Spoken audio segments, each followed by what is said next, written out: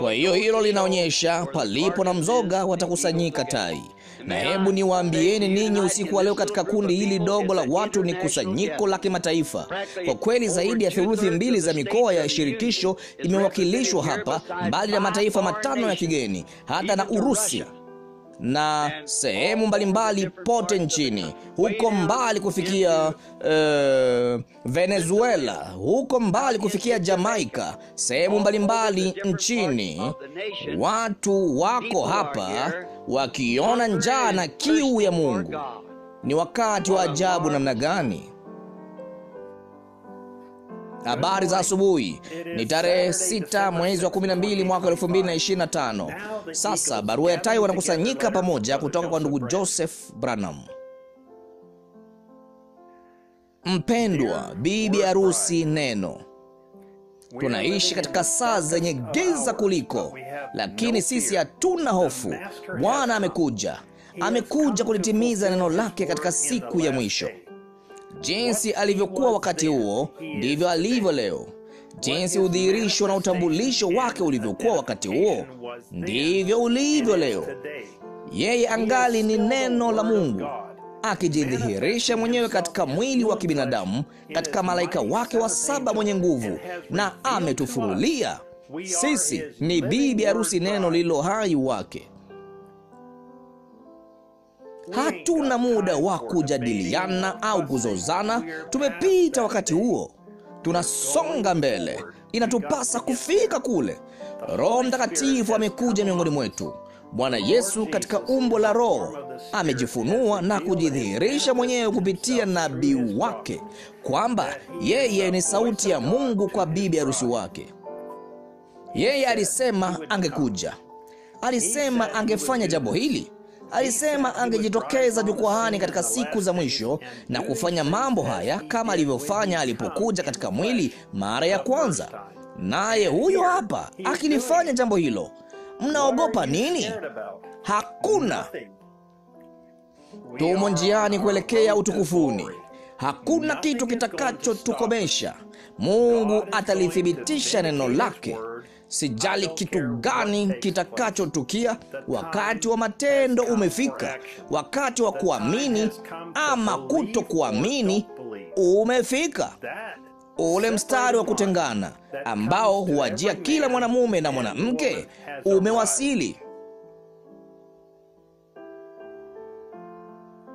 Wewe ulizaliwa kwa kusudi fulani. Wakati nuru ilipokumulika, iliondoa giza lote ndani yako. Wakati ulipoisikia sauti yake ikizungumza nawe kwenye kanda, jambo fulani lilitendeka.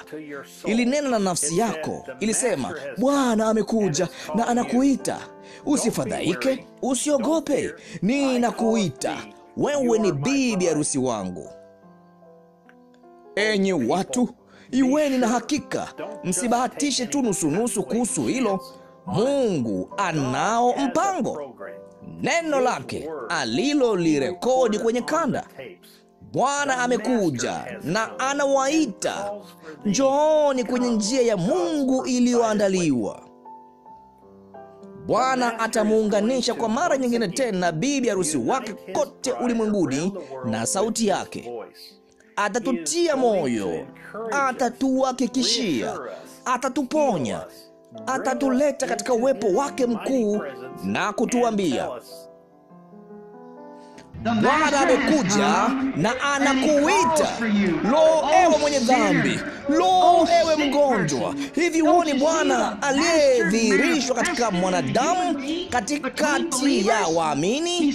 Yeye amekuja kuwaita watoto wake wanaoamini wapate afya. Amekuja kumwita mwenye dhambi apate kutubu. Ewe uliyerudi nyuma, mfuasi wa kanisa, Bwana amekuja na anakuita. Ni kumwagwa kwa Roho wake Mtakatifu kulikoje ambako bibi harusi atakuwa nako Jumapili hii, Mungu atakapowakusanya watoto wake pamoja kwa mara nyingine tena na kuingia katika nyumba zetu, makanisa yetu, mikusanyiko yetu, na kutuita na kusema, Bwana amekuja na anawaita. Chochote mnachokihitaji ni chenu. Hebu maneno hayo na yaingie ndani ya mioyo yenu, ndugu na dada.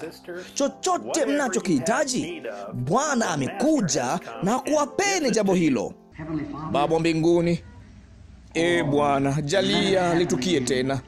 Mambo yote hayo ambayo nimesema, Yesu amekuja na anakuita. Yeye hufanya nini hapo anapokuja? Huita. Na jalia litendeke tena Bwana. Jalia Roho wako Mtakatifu aje miongoni mwa watu usiku wa leo, Bwana Yesu, katika umbo la Roho. Jalia aje usiku wa leo na ajifunue mwenyewe, halafu ajidhihirishe mwenyewe. Ndugu Joseph Branham. Ujumbe 64-0213. Ndipo Yesu akaja na kuita.